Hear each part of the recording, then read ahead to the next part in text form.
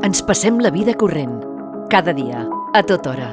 Sovint també ho fem per plaer, gairebé per inèrcia, pura rutina. Tant és així que de vegades ens costa trobar-li el sentit. Per què ens calcem les sabatilles? Però també és veritat que un dia a l'any correm a consciència, convençuts que la nostra cursa, aquest cop sí, té tot el sentit del món. Sabedors que la cursa d'El Corte Inglés és solidària i que sempre dona suport a una entitat de caràcter social.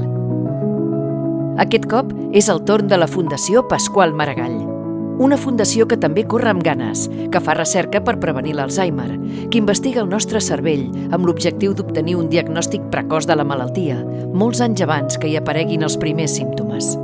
Molta gent no sap que fins un 40% dels casos de demències es poden prevenir amb hàbits de vida saludables. Per exemple, fer exercici físic.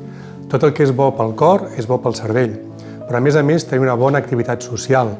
I per això, córrer en companyia és de les millors coses que un pot fer per minimitzar el risc de patir demències. Una recerca amb un fort component social.